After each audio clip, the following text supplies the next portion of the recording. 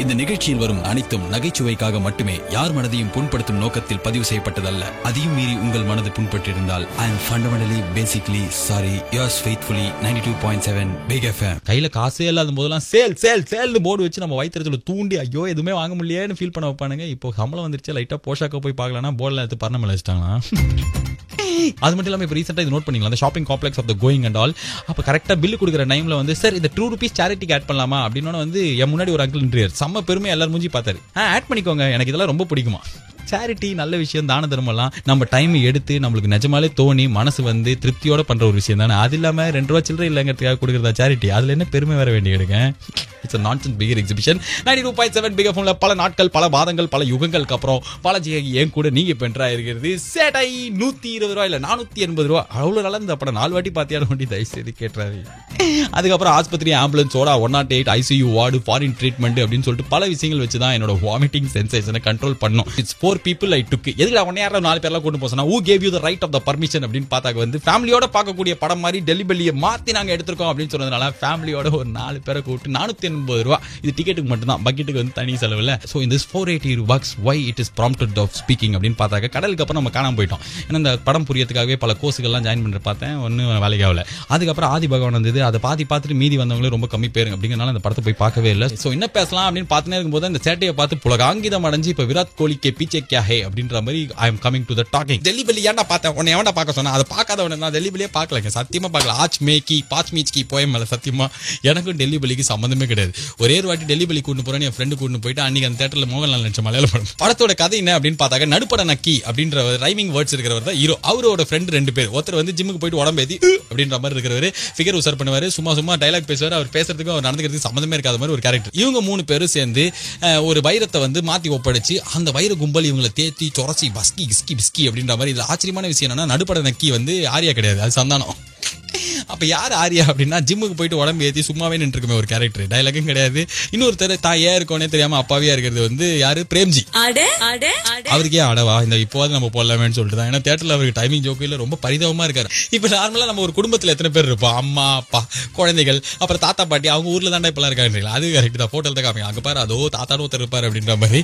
So அந்த மாதிரி குடும்பம்னா எப்படி ஒரு 4 பேர் இருப்பாங்களா, it's basic decent family of the credit card குடும்பம் இருக்குல்ல, அந்த மாதிரி ஒரு குடும்பத்துல இருந்து இப்ப 4 பேர் போறாங்கன்னு வச்சுக்கோ. படத்துல கிட்டத்தட்ட 2.5 hours நினைக்கிறேன். ஏன்னா 800 பாட்டு, அதுக்கப்புறம் வந்து 400 சந்தானம் ஜோக்கி சேர்த்தா 2.5 hours வந்துடும். இந்த மாதிரி இருக்கும்போது அதுல ஒரு 1 hour 45 minutesக்கு மலம், மூத்திரம் சொன்னா கூட அசிங்கமா இருக்கு, சுசு, அதுக்கப்புறம் வந்து சுசுக்கு முன்னாடி வர அதுக்கப்புறம் வேற என்ன இருக்கு, அந்த மலமே தண்ணியாக ஜலமாக வந்தால் எப்படி இருக்கும், ஐயோ கேட்கும் போதே ஆப் பண்றான்ற மாதிரி இருக்குல்ல. அதை பார்க்கும்போது அது ஒரு வாட்டி காமிச்சா சிரிக்கிறது, 2 வாட்டி காத்தா அதுக்கப்புறம் என்ன ஆகுதுன்னா பாப்கார்ன்லாம் பிதிங்கிட்டு வருது. ரொம்ப மோசம். குடும்பத்தோட பார்க்கக்கூடிய படமா கக்கூஸ்ல போய் யாராவது குடும்பத்தோட வருவாங்களா. டெல்லிபெல்லி படத்தை ரீமேக் பண்ணி அதை ஃபேமிலி ஆடியன்ஸ்க்காக எடுக்கிறது எவ்வளவு கஷ்டம் தெரியுமா அப்படிலாம் சொன்னா, எதுக்கு இவ்வளவு கஷ்டம் பட்டு அந்த படத்தை எடுக்கணும், வேற ஃபேமிலி ஆடியன்ஸ் பாக்குற மாதிரி சுபாஷ் கை படம் எடுக்கலாம், இல்ல கரண் ஜோஹரே ஒரு 4 நூற்றாண்டுக்கு தேவையான எல்லா படத்தையும் எடுத்து வச்சிருக்காரு, அதுல இருந்து எதை எடுத்துக்கலாம். எதுக்கு இவ்வளவு கஷ்டம், யாருக்கு இந்த நாட்டுக்காக தியாகம், கார்கில் வேற நடக்குது, இவ்வளவு கஷ்டப்பட்டுலாம் யாரும் நாங்க ஃபேமிலி ஆடியன்ஸ் டெல்லிவெளி தான் பார்க்கணும்னு சொல்ல. அதுக்கு வந்து இந்தி மாதிரி அடல்ட் ஆடியன்ஸ் ஒன்லி அப்படின்னு எடுத்துட்டா கூட சரி, காலேஜ் பசங்க எல்லாம் போயிட்டு ஐடி கிராவே go guys you want again it's Delhi Belly remake of Settai அப்படின்னு சொல்லிட்டு பார்த்துட்டு வருவாங்க.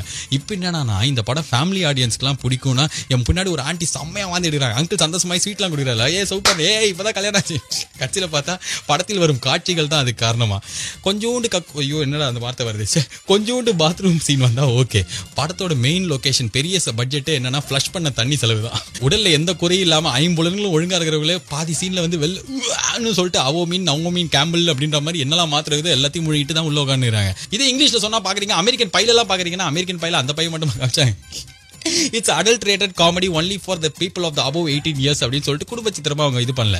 ரொம்ப கஷ்டப்பட்டு மும்பைல எடுத்திருக்காங்கன்றாங்க. இந்த படத்துல வியாசர்பாடியில எடுத்திருந்தாலும் அதே மாதிரி தான் இருந்திருக்கும். எதுக்காக மும்பைல எடுத்திருக்காங்களா தெரியல. மும்பைக்கும் படத்துக்கு சம்பந்தமே இல்லை.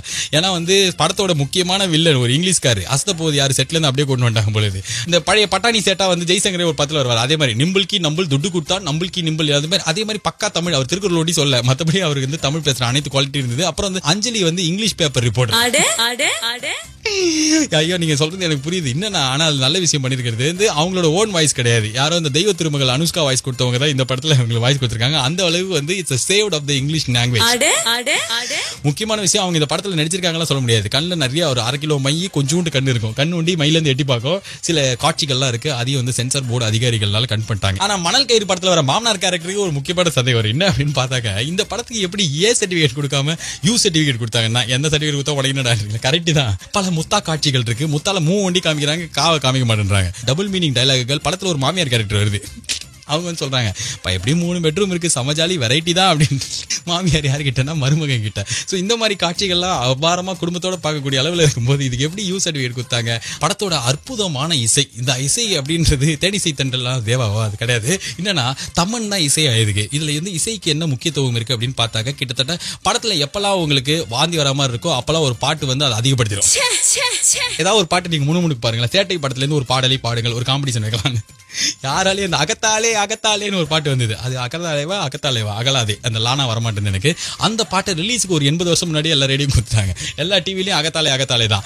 அந்த பாட்டு வந்து ஏர்செக்ல நம்பர் 1, ஏர்செக்ல சூப்பரா இந்த வாட்டத்தோட நம்பர் 1 பாட்டு எல்லாம் சொல்லிட்டு அந்த படத்தின் சம்பந்தப்பட்டவர்கள் எல்லாம் புலகாங்கிதம் அடைஞ்சாங்க. இந்த ஏர்செக்னா என்னன்னா எல்லா ரேடியோலையும் சேர்த்து ஒரு பாட்டை எத்தனை வாட்டி ஒரு வாரத்துக்கு போட்டிருக்காங்க, எந்த பாட்டை எத்தனை வாட்டி அதிக வாட்டி போட்டிருக்காங்க. அதாவது அதிக வாட்டி போடப்பட்ட பாட்டு தான் இந்த ஏர்செக்ல வரும். திடீர்னு ஏன் இவ்வளவு வியாக்கியானம் கொடுக்குறேன்னா எனக்கே முதல்ல டவுட் வந்துருச்சு. ஐயோ இவங்க சொல்றாங்கன்னா இதான் நம்பர் 1 பாட்டான்னு.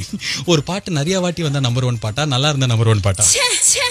ஓவரால் இந்த படத்தோட பாட்டுலாம் மொத்தமா கேட்கும்போது தெலுங்குல தமன் தான் நம்பர் 1 மியூசிக் டைரக்டர் அப்படிங்கறத ஆணித்தரமா நீங்க ஒத்துக்கலாம். மெயின் ஹீரோ சந்தானா, அவருக்கு பாட்டு இல்ல, அதுதான் கொஞ்சம் அன்கம்ஃபர்டபுளா இருக்குது. இப்போ எதனால இந்த படம் பார்த்துட்டு ஐயோ இந்த படத்தை பத்தி நான் சொல்லியே ஆகணும்ன்ற மாதிரி பயங்கர பரபரப்பு ஃபீலிங் ஆஃப் த மொட்டை மண்டை இஸ் கால்ட் ஒய்னோ. இந்த படம் மட்டும் இல்லாம இப்ப ரீசென்ட் டைம்ஸ்ல வர நிறைய படத்துல என்னன்னா கதை போய் டைரக்டர் எப்படி போய் அந்த ஹீரோ கிட்ட சொல்லிருப்பாங்கிற ஒரு டவுட் தான். இந்த கேடி பில்லா கில்லாடி புங்கா அதுவும் பார்த்துட்டேன். அந்த படத்துல எங்க இருந்தது கதை? ஆனந்த விடன் 6 ஜோக்கு, குமுதல இருந்து 3 ஜோக்கு, ஃபார்வர்ட் SMS 20 கிடைச்சிச்சா உடனே ஒரு படம் பண்ணலாம். இதுல ஒரு பேட்டியில வர சிவகார்த்திகேயன் என்ன சொல்லியிருந்தாருன்னா மெரினா படத்துக்கு மட்டும் இல்ல இந்த படத்துக்கு டைரக்டர் கிட்ட கதையே சொல்லியா இருந்தா தானே சொல்றது. மொத்தமா அது இது பார்த்துட்டு வந்த மாதிரி அது சிரிச்சா போச்சு ரவுண்ட் இருக்குல்ல. அதான் உங்களை சிரிக்க வைக்கிற பாருன்னா நீங்க 3 இடத்துல சிரிச்சா அவுட் ஆயிடுவீங்க. உங்க பாயிண்ட்ஸ் மைனஸ், அந்த பாயிண்ட்ஸ் தான் காசு. ஸோ அந்த படமாகட்டும் இல்ல இந்த படமாகட்டும் இப்ப ரீசெண்டா வர படத்துல சந்தானம் ஜோக்கு இருக்குது, இல்ல 4 ஜோக்கு நான் SMS இருந்து எடுத்துட்டேன் அப்படின்றதுனால மட்டுமே படம் எடுப்பாங்களா? எனக்கு எதுவுமே புரியல. இந்த படம் எங்க போகுது, யார் இவங்கலாம், எதுக்காக இதை எடுத்தாங்க? அதே சந்தானம் அவரே எழுதின டயலாக், அதே பஞ்சு, அந்த பஞ்சு வரணுங்கிறதுக்காக பக்கத்துல இருக்கிற 4 கேரக்டர் சவுத்துல பார் பல்லின்னு சொல்லிட்டு ஆரியா சந்தானம் மூஞ்சியே பார்த்துன்னு இருப்பார். இந்தியா தலைனா டெல்லின்னு எல்லா தியேட்டர்ல சிரிக்கிறாங்க. உனக்கு ஆகுதா பேதி அப்படின்னா போடா. இதெல்லாம் தான் ஜோக்கு. இந்த ஜோக்குக்கெல்லாம் தியேட்டர்ல நிஜமாலே சிரிக்கிறாங்க. சிரிக்கவே இல்லைன்னா அதெல்லாம் அப்பட்டமான போய் இந்த படத்துக்கு தியேட்டர்ல விழுந்து சிரிக்கிறார்கள். ஜோக்குக்கு சிரிக்கிறதுக்கு தான் நம்ம தியேட்டருக்கு போறோம் அப்படின்னா வந்து அது என்டர்டைன்மெண்ட்லாம் கிடையாது. அது ஆதித்யா சேனல், இன்னொரு சேனல் பேரே சொல்லிடலாம், 2 சேனலுக்கு ஃப்ரெண்ட் ஆயிடலாம். என்ன படம், என்ன சேனல் அது? சிரிப்பொலி. அதுவே நாங்க பாத்துருவோம். ஒரு படத்துக்கு போய் சந்தானத்தை நாங்க 3 வருஷமா பாத்துட்டோம். சோ இதுக்கப்புறம் நீங்க படம் எடுக்கிறீங்கன்னா சந்தான காமெடிக்காக பார்க்கலாம்னு தயவு செய்து எங்களை சொல்ல வச்சிடாதீங்க. வேற ஏதாவது ஒரு விஷயம் படத்துல வைங்க. ஒரு படம் எடுக்கிறது எவ்வளவு கஷ்டம் தெரியுமாடா, எவ்வளவு பெரிய மார்க்கெட் தெரியுமாடா, அது ஓடணுங்கிறதுக்காக தான் எடுக்கிறாங்க. மக்கள் என்ன விரும்புறாங்க, எதுக்கு இவ்வளவு சிரிக்கிறாங்கன்னு சொல்றீங்க, அதுக்காக தான் எடுக்கிறாங்க அப்படின்னா வந்து அப்போ ஓடட்டும், அது மாபெரும் வெற்றி. ஆனா எங்களுக்கு சந்தோஷம் தான். ஆனா என்னன்னா அது மாபெரும் வெற்றி ஆகிற அதே டைம்ல அது யாராவது வெறும் ஜோக் ஒண்டி தான் இருக்குது, படத்துல வேற எதுவுமே இல்ல அப்படிலாம் சொன்னா எதுக்கு அவங்களே திட்டுறாங்க? அதான் ஓடுது, அதான் மாபெரும் வெற்றி ஆச்சு. சோ என்ன மாதிரி ஏதாவது தற்கூரி ஏதாவது சொல்லிச்சு அப்படின்னா அதெல்லாம் எதுவும் யாரும் கேட்க போறது இல்ல. அவங்களுக்கு பிடிச்சதான் பார்க்க போறாங்க. ஒரு ஷோ முடிஞ்சோடனே ட்விட்டர் கொட்டர்ல ரிசல்ட் அவுட், அப்படி இல்லைன்னா Facebookல போட்டோட போறாங்க. ஐ மீன் திஸ் தியேட்டர் தான் 1 minute படம் ஓவர் தான்.